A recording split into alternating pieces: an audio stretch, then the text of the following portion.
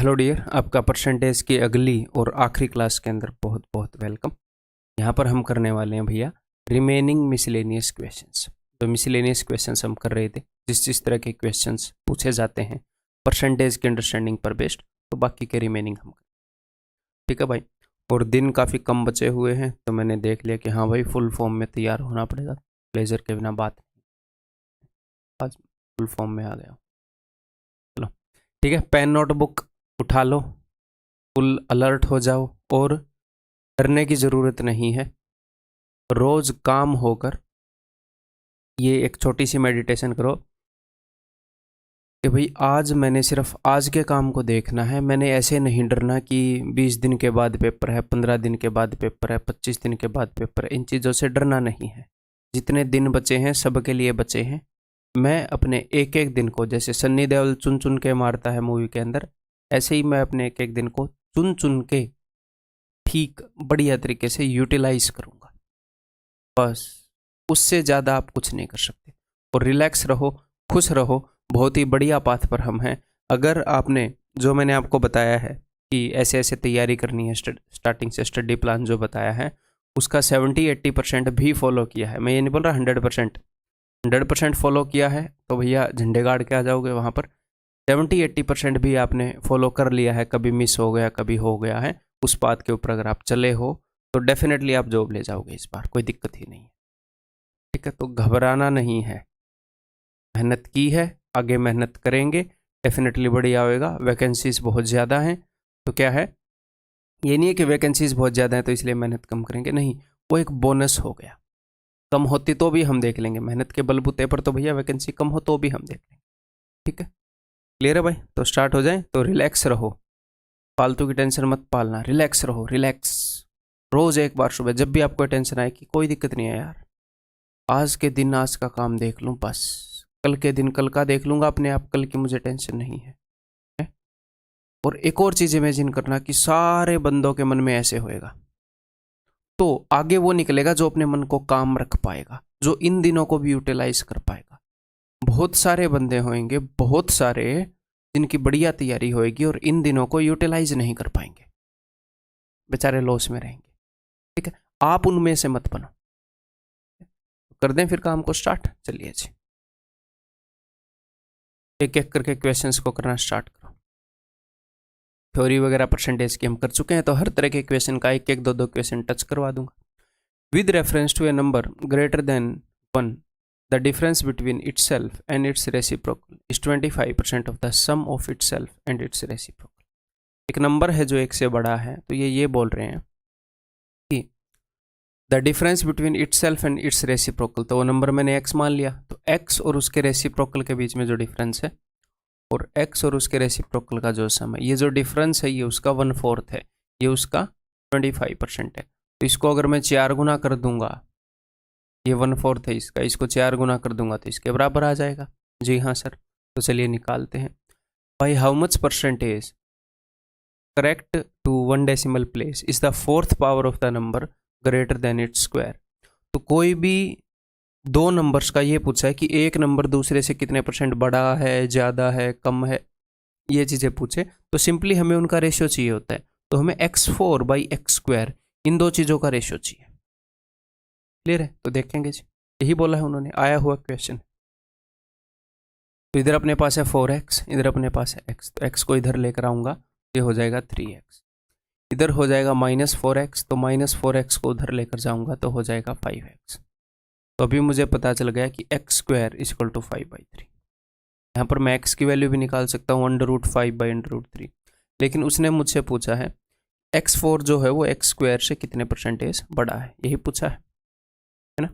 ठीक, 4th power of the number greater than its square, तो मुझे तो सिर्फ इनका रेशियो चाहिए है ना, तो x² से x² कट जाएगा, मुझे एक्चुअली x² चाहिए जो कि यहाँ पर आ गया है 5/3। तो जिन दो चीज़ों का मैं रेशियो निकाल रहा था उनका रेशियो है 5:3। तो ऊपर वाला नंबर कितना बड़ा है, ऊपर वाला नंबर भाई साहब 2 बड़ा है 3 से, 66.66, ऑप्शन डी। क्लियर है, समझ में आ गई बात। जो एग्जामिनर ने बोला सीधा सीधा हमने वो लिख दिया बस। The difference between a positive number and its reciprocal increased by a factor of this when the number is made to increase by 20%। ये क्या बोल रहा है, एक नंबर पॉजिटिव नंबर है, एक नंबर और उसके रेसिप्रोकल के बीच में जो डिफरेंस है increases by a factor of. इसका मतलब क्या है, इसका मतलब ये है कि पहले 144 था, अब 175 हो गया, इतने गुना हो गया। एक नंबर और उसके रेसिप्रोकल में जो डिफरेंस है वो इतने गुना हो गया जब हमने नंबर को 20% बढ़ाया। तो मैंने उस नंबर को x मान लिया, यानी कि पहले अगर नंबर और उसके रेसिप्रोकल का डिफरेंस 144 था तो आज 175 है, रेशियो दे रखा है। मैं वही लिख लेता हूँ कि मैंने उस नंबर को मान लिया भाई साहब x, तो उसका रेसिप्रोकल 1/x। 20% बढ़ाने के बाद ये क्या हो जाएगा, ये हो जाएगा 6/5x, 6/5 टाइम्स हो जाता है इसका रेसिप्रोकल। अब कई बार बच्चे ऐसे कर देंगे 6/5x, नीचे x कर देंगे, नहीं भैया इसका रेसिप्रोकल, यानी कि 5/6x इसका रेसिप्रोकल। ठीक है, नंबर और उसके रेसिप्रोकल का डिफरेंस, नंबर को 20% बढ़ाया तो वो और उसके रेसिप्रोकल का डिफरेंस, ये इसने बताया है कि इस फैक्टर से इंक्रीज हो गया। पहले 144 था तो अब 175 हो गया। तो ठीक, अब क्या ही कर सकते हैं, क्रॉस मल्टीप्लाई करें। ओके जी, 144 को इधर लेकर आ रहा हूँ तो 144 इंटू 6, 6×24, 14×84 और 2 86, है ना, बटे में 5x, ये इधर आएगा 144 है, 6 से काटूंगा 24 पर, 24 5 120, तो 120 बटे में x इज इक्वल टू, इसको मैं ऊपर लेकर आ रहा हूँ 175x माइनस, ये इधर आकर हो जाएगा -175 बटे में x। ठीक है, इट इम्प्लाइज दैट, 5 से इसको काटते हैं, 5 एकम 5, 5 7 35, 5 दूनी 10, 172.8x। तो अगर इसको मैं उधर लेकर जाऊंगा तो ये हो जाएगा 2.2x, 175 माइनस दिस, इसको मैं इधर लेकर आऊंगा तो 175 माइनस 25, 55x, 55 बटे में x। ओके, x उधर ऊपर चला जाएगा, it implies that x square is equal to 55 बटे में 2.2, तो 2.2 का पॉइंट हटके 10, 11 दूनी 22, 11 पंजे 2 पंजे 25, x square is equal to 25, तो x is equal to 5। Plus minus 5 हो सकता है, बट उसने बताया है कि पॉजिटिव नंबर है तो x की वैल्यू है 5। But is the number is option D. तो क्या इसमें ऑप्शन चेक कर सकते थे, कर सकते थे, बट ज़रूरी नहीं है कि कल को जो x है वो 5 ही हो, 5/2 भी हो सकता है, फ्रैक्शन में भी आ सकता है, तो ये तरीका भी आना चाहिए। ठीक है, MTS में पूछा गया क्वेश्चन है। Next, A number is mistakenly multiplied by 7/5 instead of being multiplied by 3/2. What is the percentage change in the result due to this mistake? तो इन्होंने क्या किया, गलती से 7/5 से मल्टीप्लाई कर दिया, 3/2 से मल्टीप्लाई करना था। मैंने आपको एक सिंपल सी चीज़ बता रखी है कि कोई भी चीज़ कितने गुना हुई है ये पता चलता है फाइनल अपॉन इनिशियल, इससे पता चलता है। क्लियर है? मान लो मैं बोल दूं एक नंबर को 2 से मल्टीप्लाई कर दिया गया, ठीक है, और किसी भी चीज़ से मल्टीप्लाई पहले नहीं करना था, या फिर ऐसे बोल दे किसी नंबर को पहले 2 से मल्टीप्लाई करना था बट 3 से मल्टीप्लाई कर दिया, तो इनिशियली कितने गुना करना था, 2 गुना करना था, लेकिन फाइनली 3 गुना कर दिया। तो जितना भी उस नंबर को करना था उससे 1.5 टाइम्स कर दिया गया, 1 ज़्यादा कर दिया गया 2 पर, 0.5 ज़्यादा कर दिया, 50% बढ़ा दिया। इनिशियली उसको 2 गुना करना था, फाइनली उसको 3 गुना कर दिया। तो आप इसको ऐसे भी कर सकते हैं, एक ये तरीका है। दूसरा है, हम क्या कर सकते हैं, हम एक नंबर के ऊपर ये चीज़ अप्लाई करके देख सकते हैं। ठीक है, तो दोनों तरीके से बताऊंगा। देखो, तो भाई a number is mistakenly multiplied by 7/5, तो किस चीज़ से फाइनली इन्होंने मल्टीप्लाई कर दिया, इन्होंने मल्टीप्लाई कर दिया 7/5 से। ठीक है, और करना किससे था, करना था 3/2 से। तो मुझे पता चल जाएगा इन्होंने कितने गुना कर दिया, इस गलती के कारण कितने गुना कर दिया। मान लो अगर मैं ये बोलूँ एक नंबर को 2 गुना करना था लेकिन 4 गुना कर दिया, इनिशियली अपनी बात हुई कि भैया 2 गुना करना है, लेकिन क्या हुआ, फाइनली 4 गुना कर दिया। ओवरऑल यही बोलेंगे ना कि 2 गुना कर दिया भाई साहब, जितना करना चाहिए था उसके कंपैरिजन में 2 गुना कर दिया, जितना होना चाहिए था उससे 2 गुना हो गया। नॉर्मली तो 2 गुना ही होना चाहिए था, आपने 4 गुना कर दिया, तो जहाँ पर हम चाह रहे थे उससे 2 गुना हो गया। एक्स्ट्रा कर दिया। ठीक, यही कंसेप्ट मैं लगा रहा हूँ। तो ऐसा करने के कारण नंबर कितने गुना हो गया ये हमें पता चलेगा। 7 दूनी 14/15, 15 की बजाय 14 हो गया, यानी कि 1 कम कर दिया 15 पर, यानी कि 6/2/3 ऑप्शन है। ठीक है, या फिर आप क्या कर सकते हो, मैं उस नंबर को है ना 2 और 5 का मल्टीपल मान लेता हूँ। जब भी ऐसे क्वेश्चन आए तो आप क्या कर सकते हो, एक नंबर के ऊपर ये काम करके देख लो। तो 2 और 5 का एलसीएम जो है 10, मैंने मान लिया कि वो नंबर 10 था। ठीक है, तो बाई मिस्टेक इन्होंने क्या कर दिया, बाई मिस्टेक इन्होंने कर दिया 10 को 7/5, यानी कि 14 बना दिया। लेकिन रियल में क्या करना था, रियल में जो ठीक है वो क्या करना था, हमने 10 को 3/2 करना था, 15। मतलब रियल में 15 होना चाहिए था, लेकिन हमने गलती से 14 कर दिया। तो कम कर दिया हमने, 1 कम कर दिया 15 पर, वही 6/2/3। ठीक, क्लियर है? ऐसे कर सकते हैं, कभी भी ऐसे आए, दोनों आपको समझ में आने चाहिए। कुल मिलाकर बात यह है। Bye mistake the reciprocal of a positive fraction, because दोनों की अंडरस्टैंडिंग कभी कौन सी काम आ जाएगी, कभी कौन सी। By mistake the reciprocal of a positive fraction got typed in place of itself, खुद की जगह उसका रेसिप्रोकल टाइप कर दिया। तो मैंने उस नंबर को मान लिया x, मैंने उस फ्रैक्शन को मान लिया x। तो देखो हो क्या गया, देखते हैं चीजें कितने गुना हो गई। इनिशियली नॉर्मली हमने टाइप करना था x, लेकिन कर दिया 1/x। सही है, x की जगह 1/x टाइप कर दिया, तो 1/x² गुना कर दिया हमने, जितना भी करना था उसके कंपैरिजन में 1/x² गुना कर दिया। और ये क्या बोल रहा है, thereby its value got reduced by this much %, इसकी वैल्यू इतने % कम हो गई। तो मैं इसको फ्रैक्शन में कन्वर्ट कर रहा हूँ, परसेंटेज है, 100 से डिवाइड कर दो, 25 7 25 चौके 7/16, इतना कम कर दिया, 16 पर 7 कम कर दिया, यानी कि कितने गुना हो गई चीज। इसने बोला है इतना कर दिया, नहीं बोला इसने बोला इतना कम कर दिया। तो इतना कम कर दिया, 16 पर 7 कम कर दिया, 9/16 में से 7 गए 9, 9/16 गुना कर दिया चीज को। और यहां पर हमारे इस हिसाब से 1/x² गुना कर दिया, तो दिस इज इक्वल टू 9/16।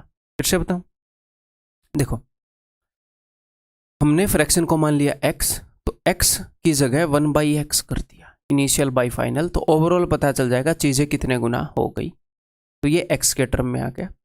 यहां पर पता चल गया कि इस गलती के कारण वो चीज इतने % कम हो गई, तो जस्ट मैंने निकाला है कितने गुना हो गई वैल्यू में। तो कितने गुना हो गई को कितने गुना हो गई से कंपेयर किया है, तो यहां पर मुझे पता चल जाएगा x उधर ऊपर जाएगा और 16/9 यानी कि 4/3, x की वैल्यू है 4/3। तो ये जो अंडरस्टैंडिंग मैं आपको दे रहा हूं ये यूनिवर्सल है, ये हर तरह के क्वेश्चन में काम आएगी, हर तरह के क्वेश्चन में। एक बार हम इसको अच्छे से समझ जाएं, हम हर चीज को हैंडल कर लेंगे। हर क्वेश्चन को अलग अलग तरीके से रटने की जरूरत नहीं होगी।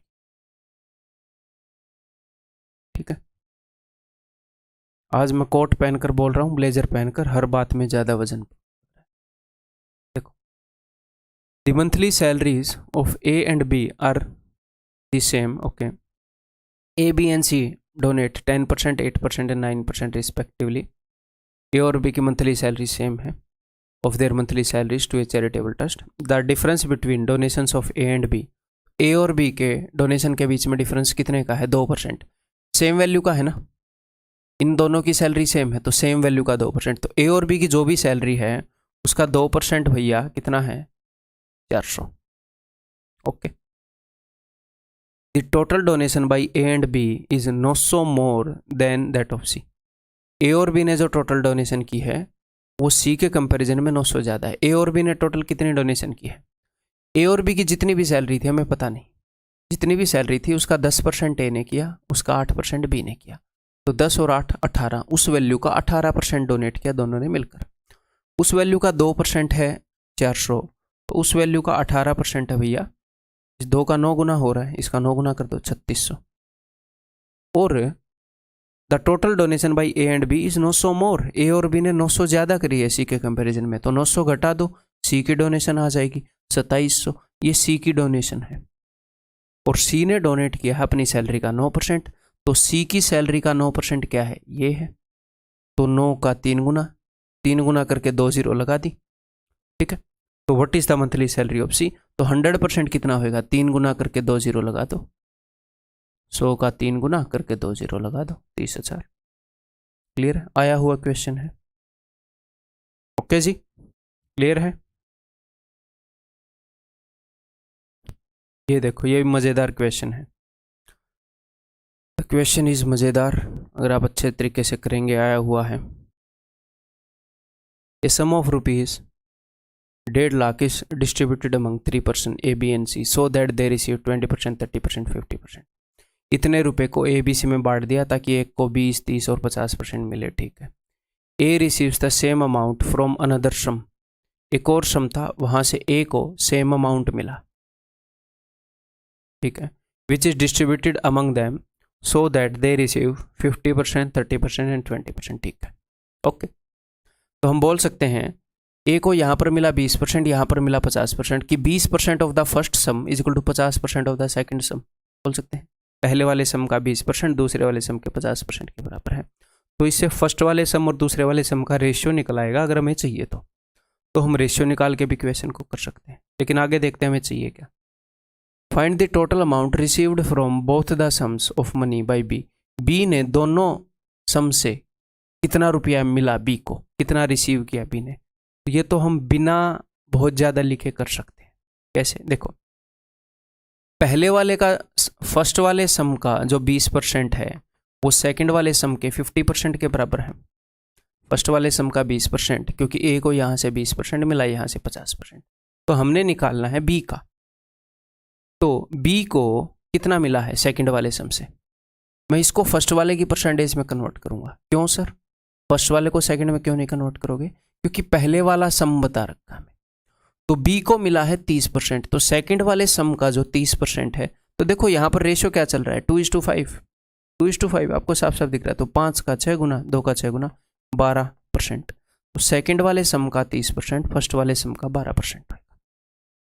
यानी कि बी को सेकंड वाले सम से जो राशि मिली वो फर्स्ट वाले सम की 12% के इक्विवेलेंट है।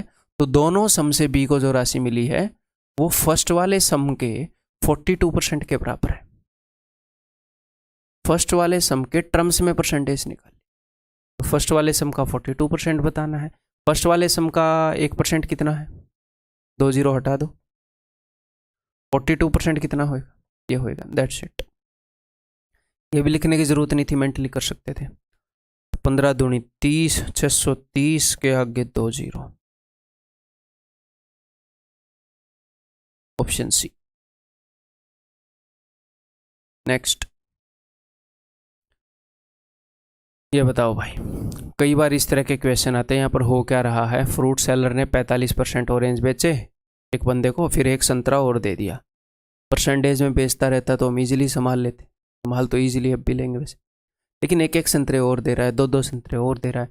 फिर उसने बचे हुए संतरे में से 20% बेचे और 2 संतरे और दे दिए, तो बीच में ही एक्चुअल वैल्यूज आ गई हैं, है ना।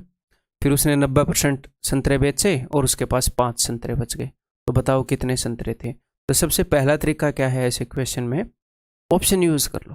देख लो कौन सा ऑप्शन ये सारी सिचुएशन आपको क्रिएट करने दे रहा है। जैसे मैंने मान लिया कि उसके पास 100 संतरे थे, उसने, यहां पर कर लेते हैं ऑप्शन वाला, है ना।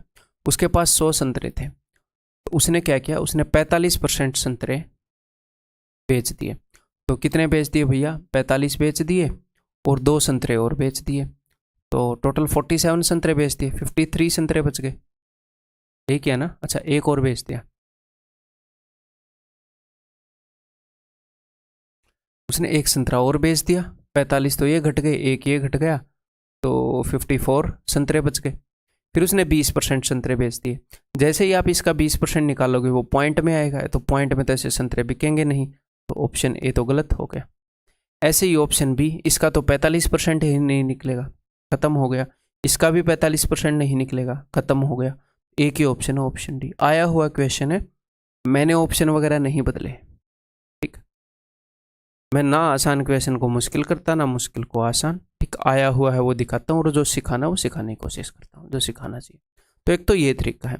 दूसरा, हम क्या कर सकते हैं, मान लो ऑप्शन कई बार ये दे देता है कि जितने उसके पास संतरे थे उसको 5 से डिवाइड करेंगे तो क्या रिमाइंडर आएगा, उसका सम ऑफ डिजिट क्या है, यानी कि वो चाह रहा है कि हम एक्चुअली निकालें। तो हम ऐसे क्वेश्चन में पीछे से चलते हैं, पीछे से जो जो उसने संतरे दिए हैं उसको वापस लेते हैं, पहले सबसे एंड वाली एक्टिविटी को करेंगे। तो ध्यान से सुनना, ये भी बहुत ईजी है। एंड में उसके पास सबसे एंड वाले ग्राहक को देखो, यहां से स्टार्ट करो। उसने 90% संतरे बेच दिए और 5 संतरे रह गए। 90% किसके, रिमेनिंग के, जो भी उसके पास बच गए थे उसके 90% बेच दिए और 5 संतरे रह गए। इसका मतलब ये 10% के बराबर है। जो भी रिमेनिंग संतरे थे उसके 10% के बराबर है। 90% बेचने पर 10% ही बचता है, तो 10% की वैल्यू 5 है, तो 100% की 50, यानी कि तीसरे ग्राहक से पहले उसके पास 50 संतरे थे। दिमाग में कर सकते हैं। अब पहले फिर उसने उस वाले ग्राहक को 20% संतरे बेचे थे और फिर 2 दिए थे, तो आप क्या करो, पहले उससे 2 ले लो, क्योंकि बाद में 2 दिए ना, पहले 2 ले लो, तो उसके पास होंगे 52। अब 2 उसने ले लिए। अब क्या सिचुएशन है कि उसने 20% संतरे बेच दिए हैं, यानी कि उसके पास 80% है, उसके पास 80% है। ये जो भी संतरे थे उसके पास दूसरे को बेचने से पहले उसका 80% ये है। 80% बोले तो 4/5, तो इसको 5/4 कर देता हूं। 65 संतरे थे दूसरे वाले ग्राहक को बेचने से पहले। अब पहले वाले ग्राहक पर चलते हैं। उसको उसने 45% संतरे बेचे और एक और संतरा दिया, तो जो एक और संतरा दिया वो लो पहले, तो उसके पास थे 66 संतरे, ये एक संतरा देने से पहले, ठीक है सर। और इस वाले ग्राहक को उसने 45% संतरे बेच दिए थे, तो उसके पास 55 बच गए होंगे। ये 55% की वैल्यू है, तो हमें तो 100% की वैल्यू निकालनी है। तो 55% की ये वैल्यू है, तो 1% की वैल्यू डिवाइडेड बाई 55, 100% की है। खत्म बात, तब बात इस खत्म। 120 संतरे। क्लियर है भाई, क्लियर है। नेक्स्ट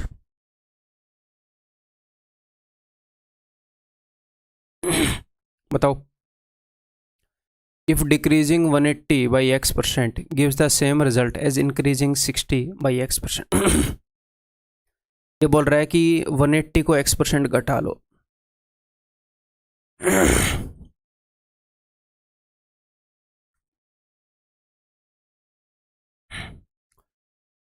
180 को x% घटा लो या 60 को x% बढ़ा लो तो सेम रिजल्ट आता है।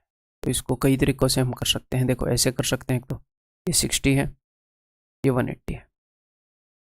60 को x% बढ़ा लूँ या 180 को x% घटा लूँ, तो मुझे एक बात बताओ, इसका भी x% निकालना है, इसका भी x% निकालना है, सेम परसेंटेज निकालना है, और ये वाली जो वैल्यू है ये 3 गुना बड़ी है इसके कंपैरिजन में 3 गुना है, तो 3 गुना वैल्यू का x% 3 गुना आएगा।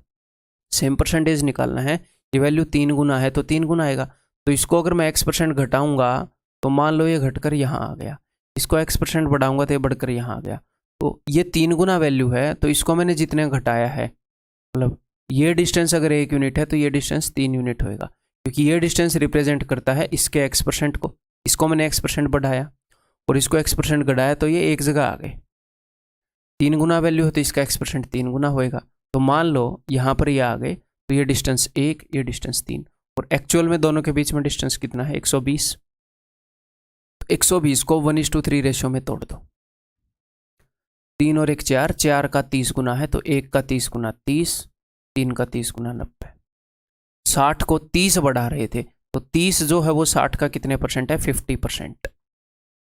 यानी कि x की वैल्यू क्या है, x की वैल्यू है 50%। 180 को देखो 90 घटा रहे थे, 90 जो है 180 का 50% है। अब आगे उसने क्या बोला है, उसने बोला है देन x% ऑफ 410, यानी कि 410 का 50%, यानी कि उसका आधा 205 is will be more than 50 + 20, यानी कि 70% ऑफ 210। 70% ऑफ 210 से कितना ज़्यादा होएगा, तो 70% क्या होएगा 210 का, 10% इंटू 7। अब कट रहा है तो काट लो, कट तो नहीं रहा ये, ठीक है। 7 से भी नहीं कट रहा, 3 से, ठीक है भाई। 147, तो कितना ज़्यादा है, 15 में से 7 गए 8, 9 में से 4 गए 5, तो 58 आउट ऑफ, देखते हैं कैसे अप्रोक्सीमेशन होएगी। तो यहाँ पर सिंपल तरीके से अप्रोक्सीमेशन करनी पड़ेगी, हमें देखना पड़ेगा किसके आसपास है। तो इसका 10% है 14.7, साथ कम साथ ठीक क्या है ना मैंने, ठीक है। इसका 10% है 14.7, तो पहले तो मैं देख लूँ इसका 30% किसके बराबर होएगा। 3 7 21 हो जाती है 42 और 2 44, 44.1। तो 44.1 से तो बहुत ज़्यादा है। एक ऑप्शन 40% के पास है, इसका 40% क्या होएगा, इंटू 4, 4 7 28, 14 चौके 56 और 2 58, 58.8। इस नीचे वाले का जो 40% है वो 58.8 है, 40% से थोड़ा सा कम है, तो यही है, खत्म बात।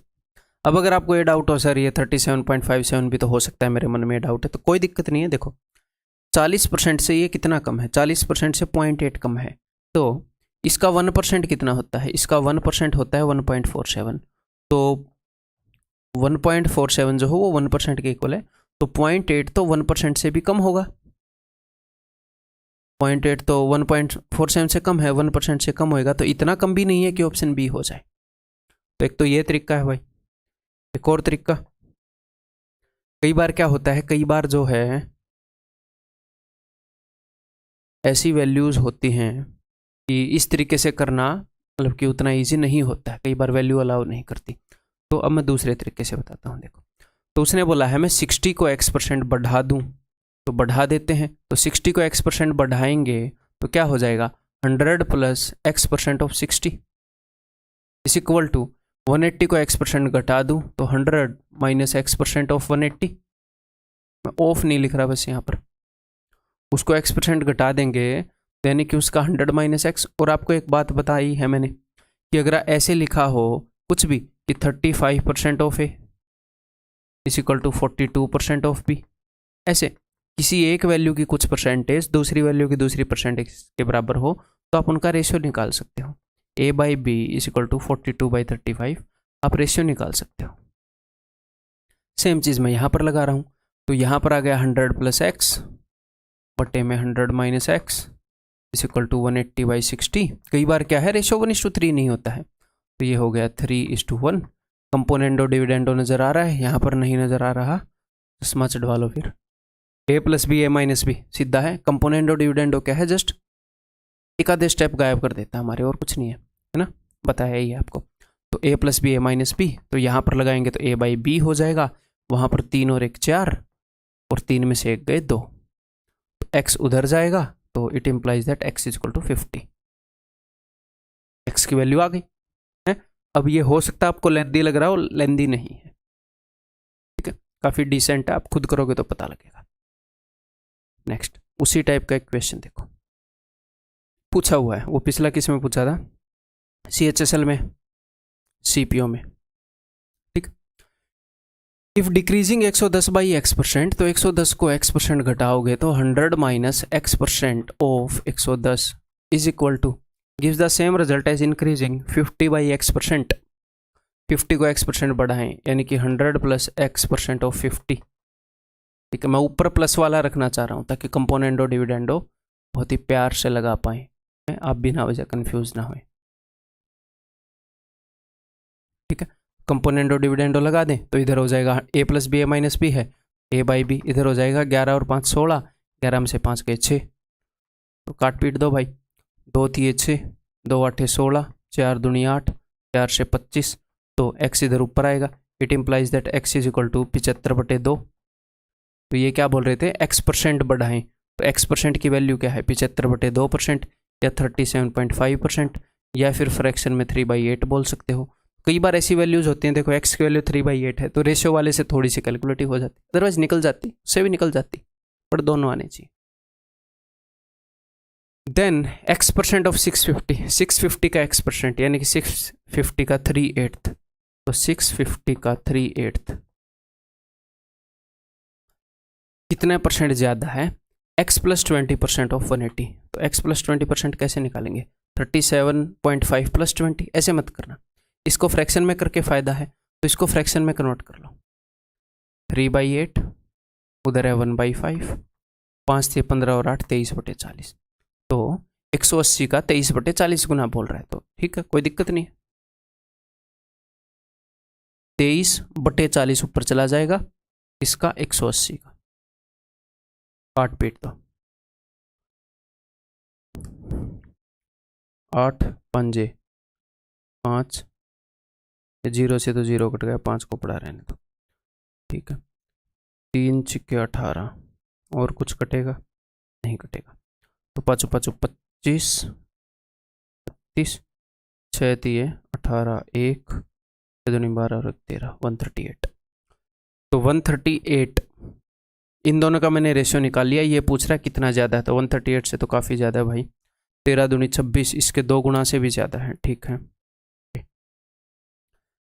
तो 15 में से 8 गए, 8 और 7, 7, 11 में से 3 गए 8, 2 में से 1 गए 1। तो ये देखना है 187 ज़्यादा है 138 में से,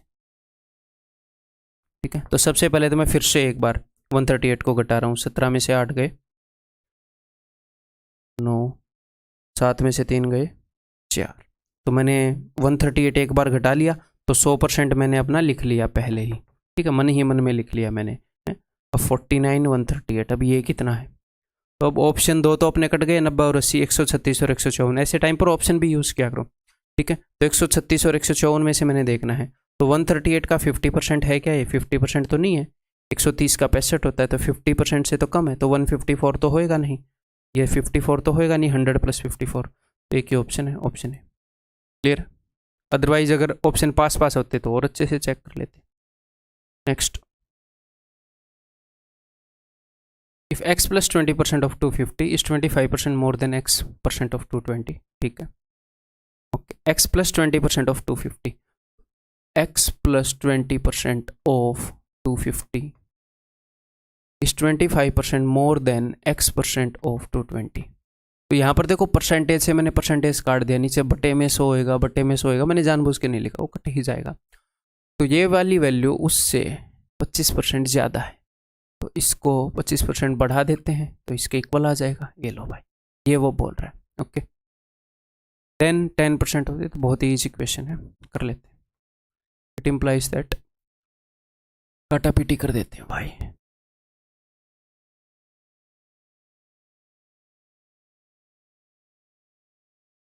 इस x को इधर भेज दो, x + 20 by x is equal to 5 इधर जाएगा, 11/10। कई तरीकों से कर सकते हो, क्रॉस मल्टीप्लाई करके भी कर सकते हो। इन दोनों में कितने का गैप है, 20 का, यहाँ पर कितने का गैप है, 1 का। तो क्यों ना चीज़ों को 20 गुना कर दें, तो 20 गुना करूँगा तो 200, ऊपर वाले को भी 20 गुना कर सकता हूँ, बट क्यों करूँ, तो मुझे x की वैल्यू पहले ही मिल गई, ठीक है। x की वैल्यू है 200, देन 10% ऑफ, तो ये है 200, 200 + 50, 250, 250 का 10% 25 is what % less than 15% of x यानी कि 200, तो 200 का 15% कितना हो जाएगा, 30। तो 30 से कितना कम है, ये 5 कम है, 1/6, 16.66, ऑप्शन सी। नेक्स्ट, अब एक आधे आसान क्वेश्चंस देखो। If 80% of a is 50% of b, तो ये सिचुएशन मैंने आपको बताई है, ये कई बार क्वेश्चंस के अंदर आएगी, ऐसे डायरेक्ट नहीं, क्वेश्चंस के अंदर आएगी। एक वैल्यू का कुछ % बराबर है दूसरी वैल्यू का कुछ %, तो आप रेशियो निकाल सकते हो उनका, ठीक है। इजी क्वेश्चन है, तो दैट इज इक्वल टू 5:8। तो डायरेक्टली आप लिख सकते हो कि a के साथ अगर 80 है, तो आप डायरेक्टली लिख सकते हो a/b = 5:8, दो वैल्यूज का, इतना तो मतलब अब आपको याद हो ही जाएगा, ठीक है। Then b = x% of a, b जो है वो a का कितना % है, तो देखो b 8 है, a 5 है, तो 8 जो है वो 5 का कितने % है, तो देख लो 160%, खत्म, ठीक। ऐसे क्वेश्चंस को भी शांति से करना चाहिए, हर एक क्वेश्चन को शांति से करना चाहिए। यहाँ पर कई बच्चे 5/8 गुणा 100 कर देंगे, तो एग्जामिनर 62.5% रखेगा, आप टेंशन मत लो, ठीक है। 30% of a is added to 40% of b, the answer is 80% of b। तो देखो 30% of a plus 40% of b is equal to 80% of b। b के 40% में क्या ऐड करूं, एक बार b का ही परसेंटेज पूछ रहा हूं, b के 40% में b का कितना % ऐड करूं, कि बी का 80% आ जाए, तो 80 में से 40 गए 40, तो आप बोलोगे कि 40% ऑफ बी, 40% में 40% ऐड होएगा तो ही 80 आएगा, 40% ऑफ बी, तो यानी कि 30% of A is equal to 40% of B. A is to B आपको मिल गया, 4:3। What percent of A is B, A का कितने परसेंट बी है, यानी कि 3/4 का कितने प्रतिशत है, तो कितना है भैया 3/4 इंटू 100, 75%। ठीक है, इजी इजी क्वेश्चन है। कभी कभी ऐसे क्वेश्चन आते हैं कि P% of P is 36 then P is equal to, तो ऐसे क्वेश्चन में क्या करो, ऑप्शन यूज कर लो जब इस तरह के क्वेश्चन आए तो। क्लियर है भाई। 36 होगा 3600%, 36 कभी नहीं होएगा। 600 होगा 600%, 36 कैसे हो सकता है। 60 का 60% 36 है, दैट्स इट। अदरवाइज आप ऐसे भी कर सकते हो कि P/100 गुणा P इज इक्वल टू 36 करने को ऐसे भी कर सकते हैं, बट कोशिश करना कई बार वो ऐसे करता है तो ऑप्शन हम यूज कर पाए। इस तरह के क्वेश्चन भी आते हैं। Student got 23% marks and failed by 28 marks. Another student got 35% marks and passed by 20 marks. देखो नंबर लाइन, मन ही मन में नंबर लाइन पर आपने देखना है कि एक बच्चे को तो मिले 23% मार्क्स और ये फेल हो गया, यानी कि पासिंग लाइन यहाँ का हम मान लेते हैं पासिंग लाइन से पहले। दूसरे बच्चे को मिले 35% मार्क्स और ये पास हो गया। ठीक है, तो जिसको 23% मार्क्स मिले ये यहाँ से 28 नंबर पीछे है, और जिसको 35% मार्क्स मिले ये यहाँ से 20 नंबर आगे है। यहाँ से ये वाला डिस्टेंस 28 है, ये वाला डिस्टेंस 20 है। तो यहाँ से लेकर यहाँ तक का जो डिस्टेंस है ये परसेंटेज में कितना है, यहाँ तक सिर्फ 23% है, 12% और आगे चलेंगे तो 35% आ जाएगा। तो 35 माइनस 23 12%। और ये परसेंटेज किसका होता है, टोटल मार्क्स का। टोटल मार्क्स में से कितने परसेंट, तो 12% की वैल्यू, तो यहाँ से यहाँ तक 28, यहाँ से यहाँ तक 20, तो ये कितना हो जाएगा 48। तो 12% इज इक्वल टू 48। पता चल गया, बस अब सब कुछ आ गया, वो जो भी पूछेगा आप बता दोगे। 12% इज इक्वल टू 48, यानी कि 12 चौके 48, 4 गुना है चीज़ें। 1% is equal to 4, 100% is equal to 400, जो भी वो पूछेगा आप बता सकते हो। ठीक है, उसने क्या पूछा है, find the sum of numerical values of maximum marks. तो मैक्सिमम मार्क्स कितने हैं 400। ठीक है, 12 चौके 48, 400। पासिंग मार्क्स, तो पासिंग मार्क्स, तो अब देखो यहां पर जब आप खड़े हो तो आपको पता है कि इस जगह पर खड़े होने की परसेंटेज वैल्यू कितनी है, तो और हमें पता करना है कि यहां पर पहुंचने के लिए कितने मार्क्स चाहिए। तो आपके पास दो तरीके हैं, या तो ये निकाल लो 23% कितना होता है मार्क्स में, उसमें 28 जोड़ लो, यहाँ पर पहुंच जाओगे। या फिर 35% मार्क्स में कितना होता है, उसमें से 20 घटा दो, यहाँ पर पहुंच जाओगे। सिंपल सी बात है। ठीक है, 1% 4 के बराबर है, तो 23% 92 के बराबर होएगा। तो 92 प्लस 28, तो 110 और 10 120। या फिर 35% इंटू 4, 35 का डबल 70 का डबल 140 में से 20 के 120। तो पासिंग मार्क्स कितने हैं 120। तो अगर वो आपसे मार्क्स पूछे तो क्या करोगे, मेरी बात को ध्यान से सुनो, रटना नहीं है। देखो ये रास्ता ऑलरेडी मार्क्स में है, ये परसेंटेज में है, तो मार्क्स पूछे तो ये मार्क्स है, परसेंटेज को भी मार्क्स बना लो। लेकिन कभी कभी वो परसेंटेज में पूछता है, तो ये ऑलरेडी परसेंटेज में है, इसको परसेंटेज बना लो। 4 नंबर से एक परसेंटेज बनता है, तो 4 से इसको डिवाइड करो, ये 7% है, तो 23 + 7 30%। करने को हम ये भी कर सकते हैं कि पासिंग मार्क्स 120 है, तो 120 इसका कितने परसेंट है 400 का, बट हम क्यों करें। आपके एग्जाम में ऐसे पूछेगा पासिंग परसेंटेज, इनमें से एक ही पूछेगा, मैंने जानबूझकर पूछे हैं, तो भैया परसेंटेज पर ध्यान देंगे फिर हम कि 12% 48, 1% 4, 1% निकालेंगे, फिर देखेंगे अच्छा परसेंटेज यहाँ तक तो 23% हो गया, 28%, 28 मार्क्स की वैल्यू है 7%, 23 और 7 30 खत्म, 30 ऐसे करेंगे। ठीक है भाई, समझ में आ रही है बात। पासिंग परसेंटेज कितनी है 30, तो इनका सम बताना है 100, 150, 550, ऑप्शन डी। अब इसी टाइप से एक और क्वेश्चन बन सकता है एक अलग तरह का, जहां पर वो परसेंटेज पॉइंट की बात करता है। परसेंटेज पॉइंट क्या है मैं आपको बताता हूं। देखो दो चीजें होती हैं, एक छोटा सा प्यारा सा कंसेप्ट है। एक तो मैं आपको बोलूं ए इज, दो स्टूडेंट है ए और बी, ए गोट 10% मोर मार्क्स देन बी। यानी कि अगर बी को 10 मार्क्स मिले हैं तो ए को मिले हैं 11, या फिर बी को 40% मार्क्स मिले हैं तो 10% ज़्यादा 50 नहीं, इसका 10% क्या होता है 4, इसको 44%, इसका 10% क्या होएगा 10% ज़्यादा मार्क्स मिले। एक होता है ए गोट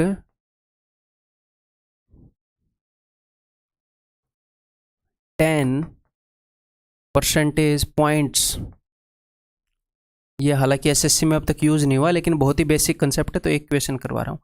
10 percentage points more than B, तो ये अब बात कर रहा है परसेंटेज पॉइंट की, कि इसको 50 मिले तो इसको 60, ऐसे इसको 50 मिले तो इसको 60, इसको 23 मिले तो इसको 33 परसेंटेज पॉइंट्स। एक होता है नॉर्मली उसके मार्क्स इतने परसेंटेज जाता है, ठीक है। तो ये परसेंटेज पॉइंट जो है ये यूज नहीं हुआ है लेकिन बेसिक सा कंसेप्ट है, ठीक है भाई। देखो, a student got 240 marks in a test and he failed by 6 percentage point, तो इसको 240 मार्क्स मिले, तो यानी कि जो पासिंग मार्क्स हैं इससे 6 परसेंटेज पॉइंट पीछे है। तो एक तो होता है इससे 6% पीछे, 6% पीछे होने का मतलब है कि अगर ये 100 है तो ये 94 है, लेकिन जो टोटल मार्क्स का परसेंटेज है 6% पीछे है, उसका 6%, ठीक है। या फिर एग्जामिनर ऐसे लिखेगा कि failed by 6% of the total marks, ठीक है। Another student got 320 marks and passed by 4 percentage points, passing marks से 4% आगे है, ओके जी। Find the sum of numerical values of maximum marks, passing marks, सब कुछ निकालते हैं। तो देखो, ये जो डिस्टेंस है ये परसेंटेज में कितना है सर 10%, टोटल का 10%। मार्क्स में कितना है, मार्क्स में सर 240 और 320 की डिस्टेंस है 80, तो इसका मतलब 10% इज इक्वल टू 80, तो 1% इज इक्वल टू 8। अब हम सब कुछ निकाल सकते हैं, तो अब की बार टोटल मार्क्स तो 100% इज इक्वल टू 800, ये आ ही गया है। तो मैक्सिमम मार्क्स की मदद नहीं लूंगा, मैं ले सकता हूँ मैक्सिमम मार्क्स की मदद लेकिन नहीं लूंगा, क्यों? क्योंकि एग्जाम में एक ही चीज़ आएगी, वो इंडिविजुअली निकालनी आनी चाहिए ईजिली। देखो, अब आगे निकाल रहे हैं पासिंग मार्क्स, तो यहाँ तक पहुँचने के लिए 240 मार्क्स चाहिए और आगे चाहिए 6%, उसको मार्क्स में कन्वर्ट करूँगा। अब 1% is equal to 8 marks, 6% is equal to 48 marks, तो 240 प्लस 48 288, सिर्फ ये कन्वर्ट करना आना चाहिए, ठीक है। देन पासिंग परसेंटेज, यहाँ से यहाँ तक का डिस्टेंस 6% है, तो मैं देख रहा हूँ यहाँ तक पहुँचने के लिए कितनी परसेंटेज चाहिए, तो 8 मार्क्स से 1% बनता है, इसको 8 से डिवाइड करोगे तो 30%, 30 प्लस 6 36% चाहिए, इंडिविजुअली निकालना आना चाहिए। कितना हो गया भाई, ये हो गया 280, 310 और 14, 324, 1124, ऑप्शन सी, ठीक है। नेक्स्ट, कुछ इस तरह के क्वेश्चन आते हैं भाई। 75, इनको कई तरीके से हम कर सकते हैं लेकिन मैं ईजीएस्ट वे बताऊंगा जहाँ पर कुछ भी रटना नहीं पड़ेगा, कुछ भी याद नहीं करना पड़ेगा, दिमाग पर कम से कम प्रेशर होएगा और वही चीज़ वहाँ पर की जा सकती है एग्जाम हॉल में, प्रैक्टिकली वही वहाँ पर एप्लीकेबल होती है। घूम फिर कर वहीं पर आप आ जाते हो, तो क्या ना उसी में एक्सपर्ट बना दें, वो आपकी मजबूरी ना हो, वो आपकी स्ट्रेंथ हो। जो मेथड हम एग्ज़ाम में यूज़ कर सकते हैं, जो हमें स्ट्राइक हो सकते हैं, जो बर्डन नहीं बनेंगे, वो सब हम यहाँ पर करते हैं।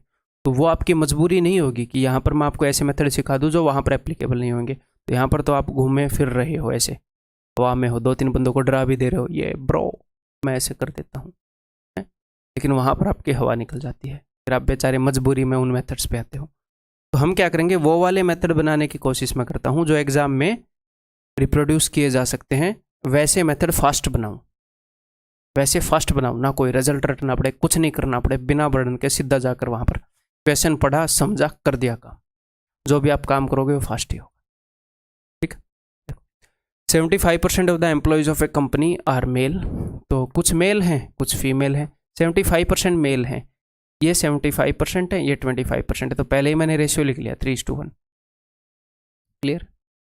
सर 75-25 क्यों नहीं लिखा, क्योंकि वो कई बार ये बोलता है, अब देखना 33% ऑफ द मेल, जितने भी मेल हैं उसका 33%, तो यहाँ पर ऐसी वैल्यू होनी चाहिए जिसका मैं 33% ले पाऊँ। तो कई बार मैं क्या करूँगा, इसको गुणा करूँगा, ज़रूरी नहीं है मैं 300 और 100 करूँ, मैं 300 और 100 करने के बाद भी यहाँ पर मैं 14.28 दे दूँगा, तो 1/7 इसको 7 गुना करना पड़ेगा। कह क्या रहा हूँ बताता हूँ, इसने बताया दो तरह के एम्प्लॉई हैं, एक तो जिनकी तनख्वाह है मोर देन 20,000 और एक जिनकी तनख्वाह है लेस देन इक्वल टू 20,000। ठीक है, तो ये बोल रहा है 33% ऑफ द मेल, तो इसका 33% लिया जा सकता है। हाँ जी सर, तो इसको किसी चीज़ से गुणा करने की जरूरत नहीं है। 20% ऑफ द फीमेल, फीमेल का 20%, 20% यानी कि 1/5। क्या ये 5 का मल्टीपल है? नहीं, तो दोनों को 5 से गुणा कर दो, 5 दिए 15, 5 एकम 5। अब अपनी कैलकुलेशंस आसान हो जाएंगी। इसका 33% यानी कि 1/3 वो होता है 5, ये हो जाएगा 10। टोटल मेल 15 है, 5 20,000 से ज़्यादा कमा रहे हैं, 10 20,000 से कम कमा रहे हैं। ठीक, 1/5 ऑफ द फीमेल, इसका 1/5 यानी कि 1, बाकी की बच गई 4। ठीक है, तो अपने पास सब कुछ है, अब जो भी पूछेगा बता देंगे। What fraction of the employees earn not more than 20,000, तो नॉट मोर देन 20,000, 10 और 4 14, 14 एम्प्लॉई नहीं कमाते। टोटल एम्प्लॉई है 15 और 5 20, यानी कि 7/10 नहीं कमाते। Option B. ठीक है, क्लियर है? इसको करने की कोशिश करो वैसे ही।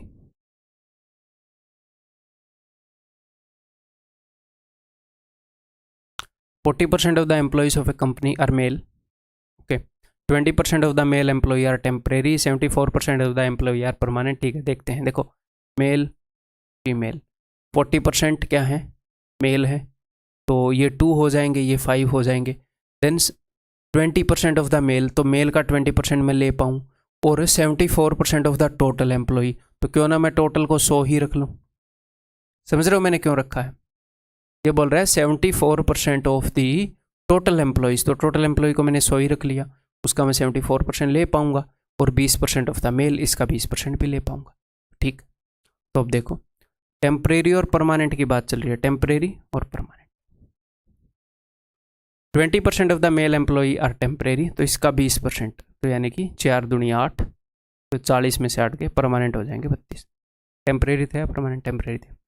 74% of the total employees are permanent, 74 permanent है, तो परमानेंट का टोटल यहाँ पर लिखोगे, जैसे मेल का टोटल यहाँ पर है, उसमें से टेम्परेरी परमानेंट, फीमेल का टोटल यहाँ पर है, जैसे परमानेंट का टोटल यहाँ पर, टेम्परेरी का टोटल यहाँ पर, तो ये 74 है। 74 में से 32 घटा दो।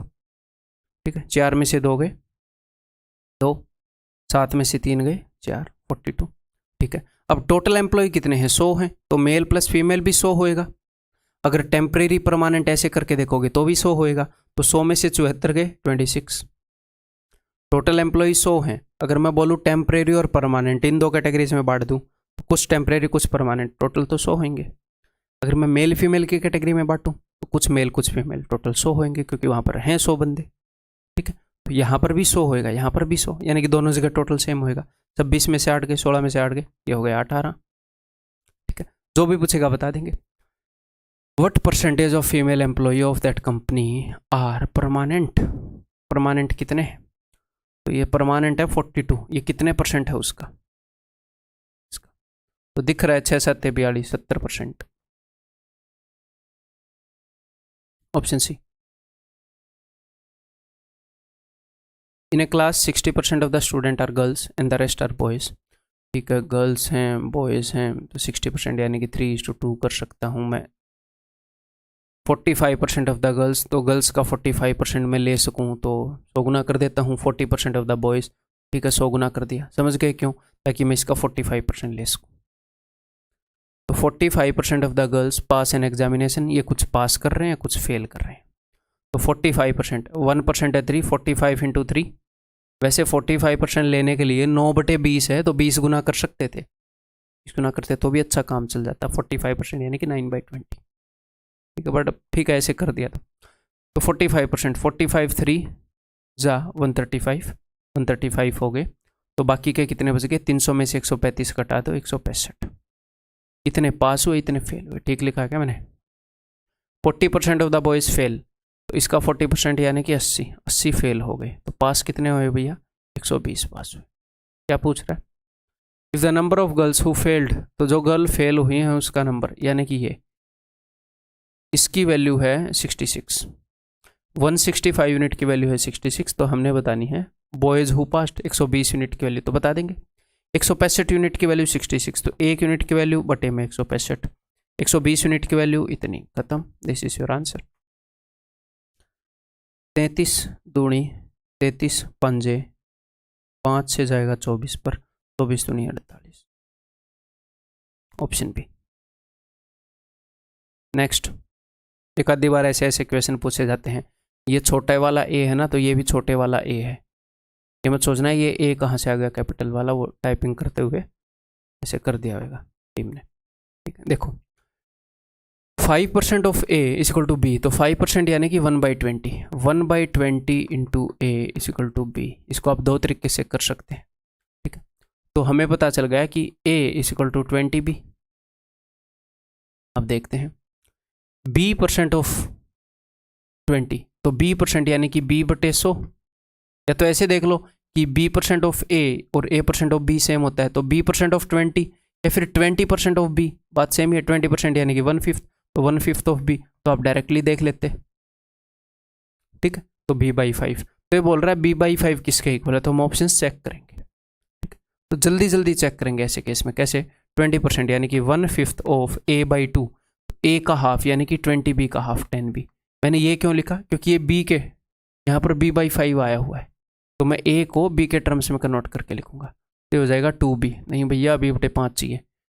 हाफ ऑफ a/20 यानी कि 20b/20 यानी कि b/2 नहीं, हाफ ऑफ a/2, a का आधा यानी कि 10b, ये 5b नहीं चाहिए। This is the answer. करके देख लो। एक तो ये तरीका हो गया। दूसरा तरीका गुलाबी से बताएंगे, ठीक। देखो वैलेंटाइन वीक चल रहा है ना, गुलाबी रंग यूज करेंगे दूसरे तरीके के लिए। देखो हम यहीं पर 5% of A is equal to B, तो 1/20 into A is equal to B, तो यहाँ पर मुझे ए और बी का रेशियो मिल गया। क्या मिल गया? 20:1। तो मैं ए की वैल्यू 20 ले लूंगा, बी की वैल्यू 1 ले लूंगा, ये वैल्यूज मैं वहां पर सब्सटीट्यूट करूंगा। अब ये बोल रहा है b% ऑफ 20 या फिर 20% ऑफ b, तो b तो है 1, तो वैल्यूज को थोड़ा सा बड़ा कर लेते हैं, है ना, थोड़ा सा बड़ा कर लेते हैं ताकि फ्रैक्शंस में ना आए। तो 10% ऑफ 20 यानी कि 2 आ जाएगा वैल्यू पुट करने पर। तो कौन सा ऑप्शन हमें 2 देगा वो हम देख लेंगे। 20% ऑफ a/2 यानी कि 100 का 20% 20 नहीं होएगा। ऐसे करके आप देख लो, फिर ऐसे भी देख सकते हो।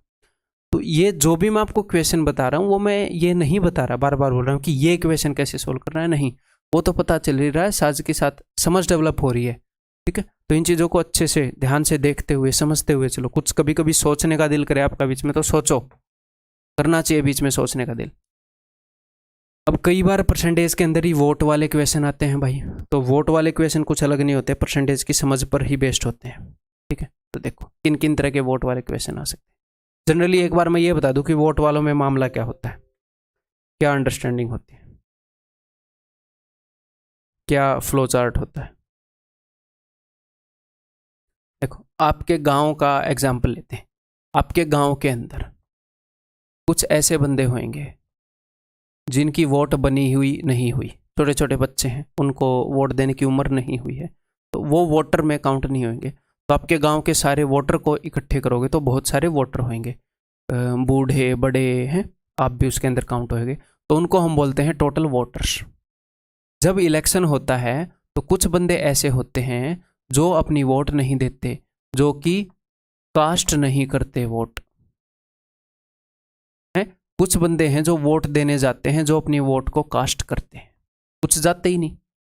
जो बंदे वोट देने जाते हैं उसमें से कुछ बंदे ऐसे होते हैं जो इनवैलिड वोट देकर आ जाते हैं। जैसे तो वोटिंग मशीन है, उस पर 2-3 बटन दबा के आ गए, अब क्या ही मानेगी मशीन, तो इनवैलिड होगी। पहले बैलेट पेपर पर होता था, उसको गलत तरीके से फोल्ड करके आ गए, ठीक है, इनवैलिड। कुछ वोट फिर उसमें से वैलिड होंगी। अब ये जो वैलिड वोट हैं, इनमें देखा जाएगा कि जितने उम्मीदवार खड़े हैं, मान लो 3 उम्मीदवार खड़े हैं ABC, किसी को कुछ मिलेंगी, किसी को कुछ, किसी को कुछ, इसके आधार पर डिसाइड होएगा कि भैया कौन जीतेगा। तो एक हिसाब से तो वही चीज हो गई ना कि आउट ऑफ द रिमेनिंग खर्च हो रहा था, कि टोटल मंथली सैलरी थी, उसमें से कुछ % इस पर खर्च हो गया, बच गया, बचे हुए में से कुछ % इस पर खर्च हो गया, बच गया, बचे हुए में से कुछ % इसको मिला, कुछ इसको, किस इसको। तो वोटिंग के लिए अलग से अंडरस्टैंडिंग नहीं चाहिए, परसेंटेज ही है, सिचुएशन समझनी है, खत्म। बस एक स्ट्रक्चर पता होना चाहिए, ठीक है। अब एट द मैक्स इस पूरे स्ट्रक्चर के ऊपर क्वेश्चन हो सकता है, दैट्स ऑल। उसके अलावा परसेंटेज की अंडरस्टैंडिंग चाहिए, कोई स्पेशल वोटिंग के क्वेश्चन करने में एक्सपर्ट नहीं होना चाहिए बंदा, परसेंटेज की अंडरस्टैंडिंग। तो बेसिक से क्वेश्चन से स्टार्ट करता हूँ। देखो, जरूरी नहीं है इस पूरे स्ट्रक्चर को यूज करेगा, हो सकता है वो कभी कभी ऐसे मान लेगा कि एक भी वोट इनवैलिड नहीं है, एक भी बंदा ऐसा नहीं है जो वोट देने नहीं आया। सिंपल, जैसे ऐसे 2 candidates fought an election, 1 got 65% of the votes and वोन बाई 300 वोट। एक बंदे को 65% वोट मिले तो दूसरे को 35% मिले। यहाँ पर उसने बताया ही नहीं कितने इनवैलिड हैं, कितने वोट देने नहीं गए, तो हम कंसिडर नहीं करेंगे। एक को 65% मिले, एक को 35%, तो ये कितने परसेंट से जीतता है? ये 30% से जीतता है। ये बोल रहे हैं 300 वोट से जीतता है। तो actual number of vote percentage का 10 गुना है, तो 100% की वैल्यू 100% का 10 गुना 1000, यही उसने पूछा है। क्लियर है? बहुत ही बेसिक क्वेश्चन। अब एक ये देखो, करो। In an election between 2 candidates 75% of the voters cast their votes. एक बार मैं फिर से बनाता हूँ, देखो एक बार स्ट्रक्चर बनाऊंगा। स्ट्रक्चर बनाने की जरूरत नहीं है, यहाँ पर टोटल वोट्स थी 75% of the voters cast their vote, तो 25% ने कास्ट नहीं करी, सिर्फ 75% ने कास्ट करी। अब ये बचे हुए 75% है, इसमें से 2% इनवैलिड हो गए। ठीक है, इनवैलिड। अब इनवैलिड का मतलब ये नहीं है कि यहाँ पर 73% बचेंगे, नहीं, इसका 2%, remaining, out of the remaining के जो क्वेश्चन थे इसका 2%, तो यहाँ पर बच गए 98% ऑफ 75%, ये वैलिड है भैया। ठीक है, अब इसमें से एक बंदे को मिल गई है 75%, जिसकी वैल्यू है 9261। अब आप या तो नीचे से ऊपर सीढ़ी चढ़ जाओ। कैसे? देखो कि 9261 है, ये क्या है? ये किसी वैल्यू का 75% है, 75% यानी कि 3/4, तो इसको 4/3 करूंगा तो ये वैल्यू आ जाएगी। ये वाली वैल्यू किसी वैल्यू का 98% है, यानी कि 98/100 गुना, तो इसको 100/98 गुना करूंगा तो ऊपर वाली वैल्यू आ जाएगी ये वाली वैल्यू किसी वैल्यू का 75% है, यानी कि 3/4, तो 3/4, इसको 3/4 करने पर ये आई है, तो इसको 4/3 गुना करूंगा तो ये आ जाएगी। यही आपका उत्तर है। अगर आपको स्ट्रक्चर समझ में आ जाए तो ये काम आप मेंटली कर सकते हो। ठीक है, अदरवाइज आप सेम काम कैसे कर सकते हो? टोटल वोट्स मैंने V मान ली। अब मैं क्वेश्चन पढ़ रहा हूँ कि 75% वोटर्स कास्ट देयर वोट। ठीक है, जितने भी वोट थी उसमें से 3/4 ने अपनी वोट दी, तो टोटल वोट अब अपने पास इतनी है। जिन्होंने वोट नहीं दी उनको मैं गिनती से निकाल रहा हूं, जिनकी इनवैलिड है उनको मैं निकालूंगा। सिर्फ इतने हैं फिलहाल, जितने भी वोटर थे उसमें से 25% ने नहीं दी, तो मैंने उनको बोला अपने घर जाओ, तो बच गए 75%, इतने बच गए। उसमें से 2% वोट इनवैलिड थे, मैंने उनको बोला घर जाओ, बच गए जितने भी थे उसका 98%।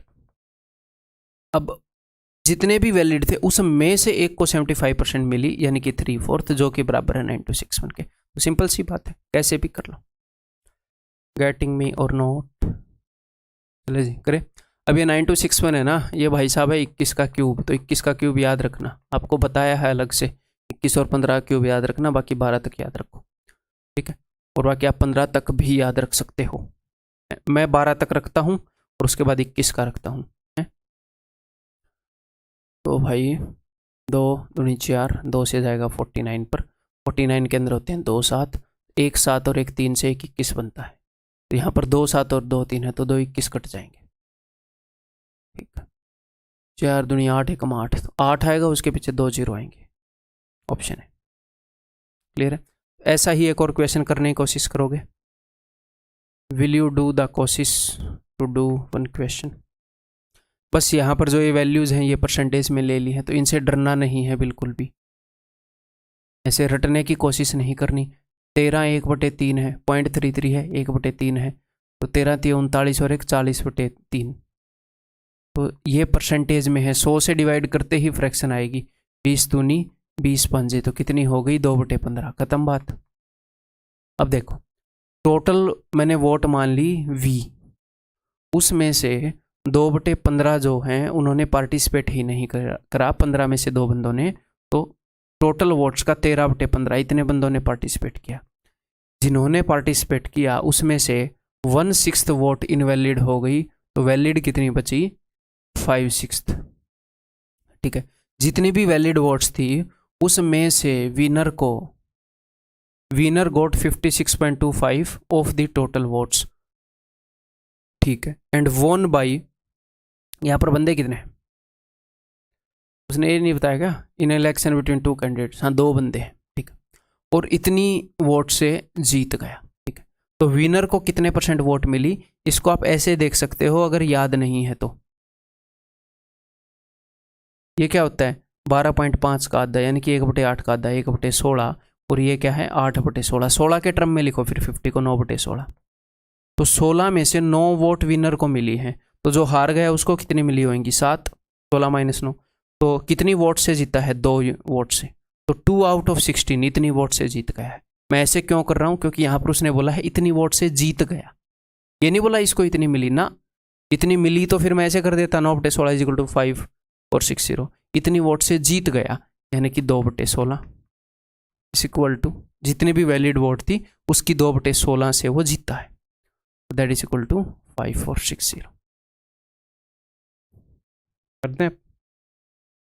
2 दिए, 5 दिए, 13 चौके 13 दूनी, 3 3 9 6 4 4 दूनी 8, 8 और 0 आएगा एंड में,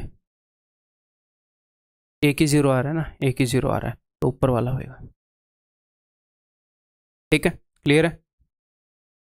नेक्स्ट, ये लास्ट क्वेश्चन है मेरे ख्याल, जी हाँ आपका % पूरा हो जाएगा। इन एन इलेक्शन, ये देखो अब इसके अंदर कुछ क्वेश्चन ऐसे आ सकते हैं कि जो जनरल आपकी अंडरस्टैंडिंग के ऊपर बेस्ड है, जैसे इस क्वेश्चन से डरना नहीं है, जो भी एग्जामिनर बोले उसे कर लेना, लेकिन उससे पहले समझ लेना क्वेश्चन को, वो तो जरूरी है। In an election 10% of the voters on the voters list did not cast their vote, okay, 60 voters cast their ballots papers blank. अब यहाँ पर उसने % नहीं बोला, उसने बोला 60% ने अपने बैलेट पेपर ब्लैंक छोड़ दिए, ठीक है, तो टोटल के 10% ने वोट नहीं दी, 60 बंदों ने बैलेट पेपर ब्लैंक छोड़ दिए यानी कि इनवैलिड मान लो, ठीक है। There were only 2 candidates, the winner was supported by 47% of all voters, valid का 47% नहीं बोल रहा, टोटल वोटर्स का 47%, ठीक है, and he got 308 votes more than his rival. तो बताओ, कोई नहीं, इसी सिचुएशन को लिख लो यहाँ पर, तो विनर को मिली 47%, किसकी, टोटल की 47%, तो दूसरे को क्या मिली होगी, तो देखो टोटल वोट थी, मैं एक बार आपको समझा दूं वोट्स कहाँ कहाँ पर खर्च हुई हैं, फिर हम देखेंगे हम कैसे करेंगे इसको। तो 100% में से 10% तो आए ही नहीं देने, इसमें से जो 60 वोट हैं वो तो खाली हो गई, और इसमें से एक बंदे को मिल गई 47%, बाकी वोट मिल गई दूसरे को जो बची खुची है, 100% वोट ऐसे खर्च हुई हैं। तो 100% में से 47 को घटाओ एक बार, बची कितनी 53%, 100 में से 47 को घटाओ 53, अब 47% के अलावा 53% वोट बची हुई है, उसमें से 10% वोट घटा दो टोटल की, क्यों, क्योंकि ये तो आए ही नहीं थे। मैं यहां पर निकाल रहा हूं, यहां पर विनर की, यहां पर लूजर की, उसमें से टोटल, ये टोटल का 47% है, टोटल का 53% है, तो टोटल का 10% घटा सकते हैं, ठीक है, और 60 वोट और घटा दो, तो 47% तो विनर की होगी, बाकी मैंने ये दोनों घटा दिए, 53 में से 10% मैंने घटा दिए जो आए नहीं थे, 60 वोट घटा दी, तो ये मिली है किसको, जो हार गया बेचारा उसको, ठीक है।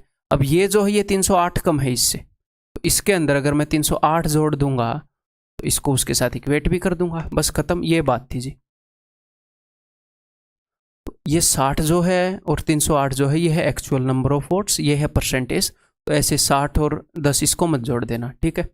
तो 53 - 10 43, 43 इधर आएगा 4, तो 4% of total votes is equal to 248, तो 4 1 कम 4, 4 6 24, 4 दूनी 8, 1% 62 के बराबर है, तो 100% इज इक्वल टू 6200। बहुत ही ईजी क्वेश्चन, क्लियर है, ठीक है भाई।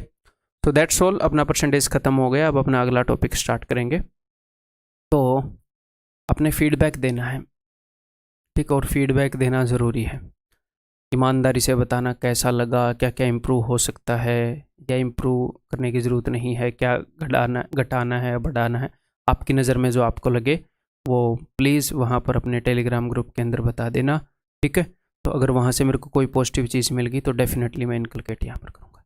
ठीक है भाई, अगली वीडियो में मिलते हैं फिर। लगे रहो भाई, हार नहीं माननी बिल्कुल भी, बिल्कुल पास आ गए हैं चीज़ के।